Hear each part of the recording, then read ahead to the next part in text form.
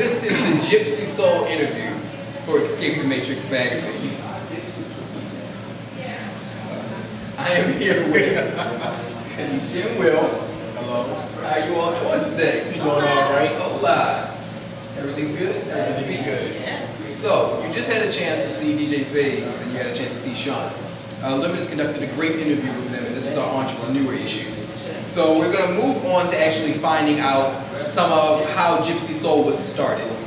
Now, last month I actually had a conversation with you, detailing everything that was going on with your life and everything, and we began to slowly move into Gypsy Soul. But now we have the whole team together. So my first question for you, for those who didn't have a chance to read last month, how did Gypsy Soul come about? Gypsy Soul came about in about 2006 privately when DJ Little Mike and Too True brought PJ Morton to Baltimore. And I talked to DJ Little Mike about offering the artists a little bit more than just a show, but giving them something more that would be longer lasting in the area, like interviews.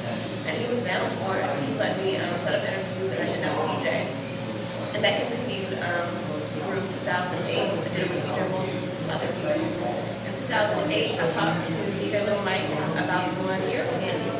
And the reason why that came about is because a lot of promoters kept telling me that they weren't going to bring certain artists to the area because they would lose money because nobody was interested. And my idea was, well, get people interested by doing a listening party, putting their music out there so people could be familiar with them. And they didn't want to do it. So instead of bitching about it, I just figured I'd start something myself. And I thought about ear candy. Mike had been very supportive of me and what I was doing with Gypsy Soul. So publicly, Gypsy Soul came to the forefront in 2008 September.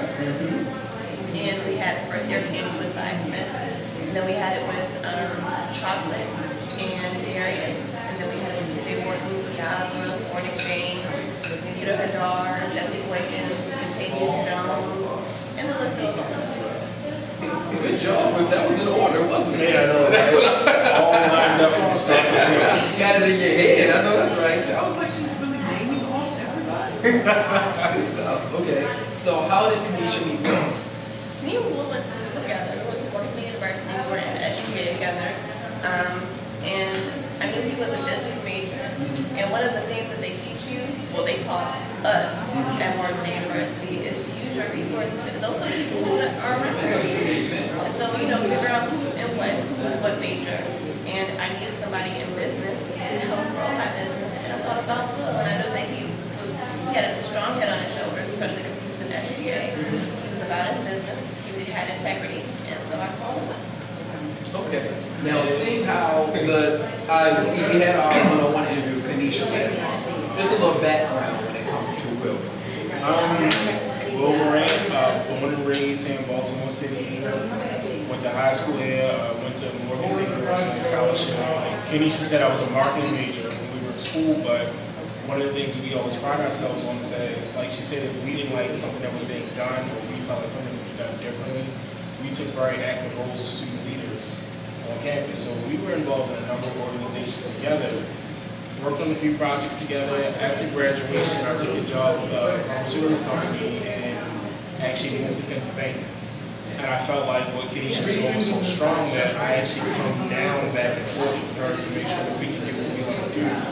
As far as just kind of like giving artists a different platform and avenue to just kind of show what they can bring as far as not being quote-unquote part of the mainstream, but also just kind of diversify what's being offered as far as nightlife experiences here in Baltimore. And that's kind of like where we started and trying to take it further than what we're already doing right now. Okay. Now, what was your initial thought when Kayenecha came to you?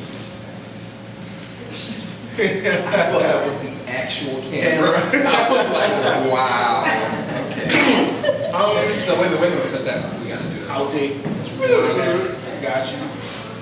Now, what was your initial thought when Kayenecha first came to you with the idea of starting ear candy? And being a part of Gypsy Soul? You know what? Kayenecha really already had ear candy off the ground, to be honest with you. And I knew Kay had done things like this when we were still at Morgan with something we call Lock Club Morgan, which is basically like a, see, she don't even know, but like, it was basically like a, the blush just it wasn't wasn't so much an open mic as what she was still bringing artists that a lot of people may have not been aware of, and basically giving them a platform in front of college students who would hopefully become fans on, you know, a foundation basis. Like, I thought it was a solid idea. Like, I come home, you go out to a party, and not that there's anything wrong with that, but as far as having other things to do in the city, I often get tired of having to go to DC, especially if I'm coming home for the weekend and then having to drive another hour down to DC. It's nice to have something creative here in Baltimore for people who are local. And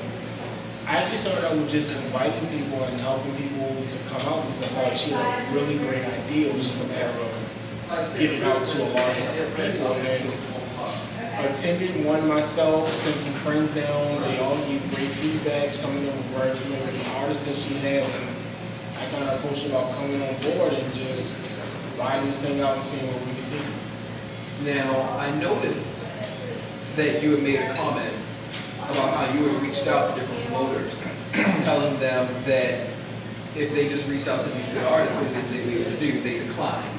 So that set you in motion. What has that experience been like for you? Because this is the entrepreneur issue, and that was definitely an entrepreneurial move. You know, you decided you were going to take matters into your own hands. What has it been like for you to see Gypsy Soul grow over the years because of these decisions that you made as an entrepreneur? It's a beautiful experience. It's a beautiful struggle. It's very hard. But I feel like when we get to the ultimate prize, it will be that much sweeter because we, like DJ said, earned it. Not cutting corners, not forging false relationships to get ahead faster, but actually believing in the product, putting sweat behind it, putting good work, good thoughts, and good relationships in motion in order to build it. But it's been a wonderful experience meeting new people. The artists are so cool, it's ridiculous.